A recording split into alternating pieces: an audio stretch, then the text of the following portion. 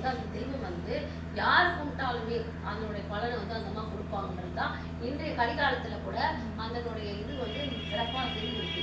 இந்த இது விரதத்தை வந்து எல்லாருமே இப்போ பாமர மக்களுக்கு எல்லாருமே செய்கிறாங்க.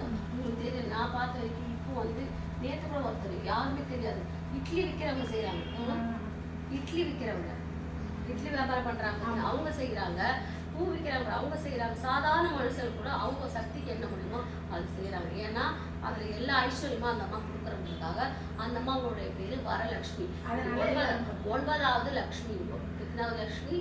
9வது லக்ஷ்மி. நம்ம 8 லக்ஷ்மி தான் நமக்கு இருக்கும். இந்த அம்மா தான் எல்லாருக்கும் மூத்தவங்களா இவங்க தான் இருந்து நம்மளுக்கு வரலாம். அந்த வந்து ஆடி மாதத்தில் மட்டும்தான்.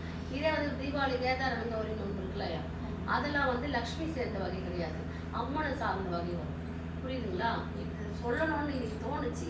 அந்த கைங்கறி இருக்கு இன்னைக்கு உங்ககிட்ட சொல்லணும்னு தோணுச்சு பாருங்க. அதுதான் பெரிய. இந்த அம்மா வந்து 9வது லக்ஷ்மி, வரலட்சுமி. இது முன்ன போனா பெரிய பெரிய கதையெல்லாம் இருக்கு.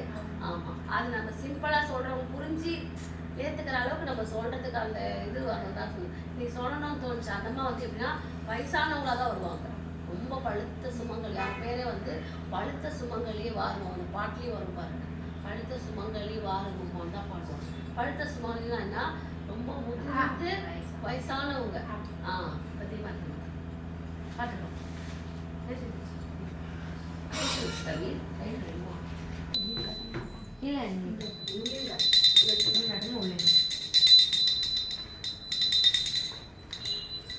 இல்லை நல்லா திட்டி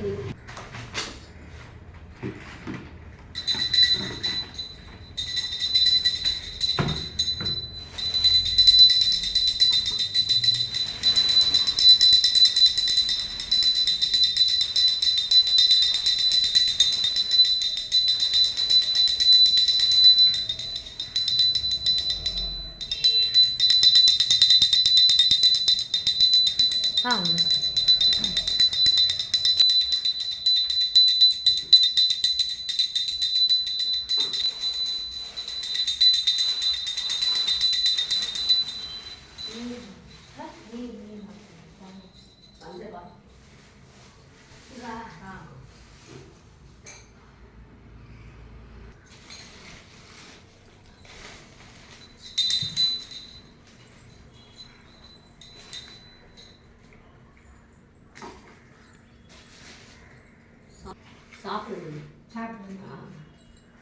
கொஞ்சம்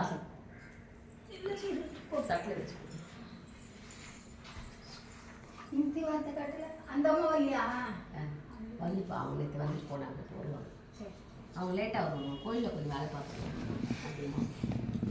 யார் யார் அவங்கள தான் கேட்டேன். இப்போ நீங்கள் வந்துட்டீங்களா? ஃபஸ்ட்டு எப்பவுமே நீங்கள் தான் வருவீங்க.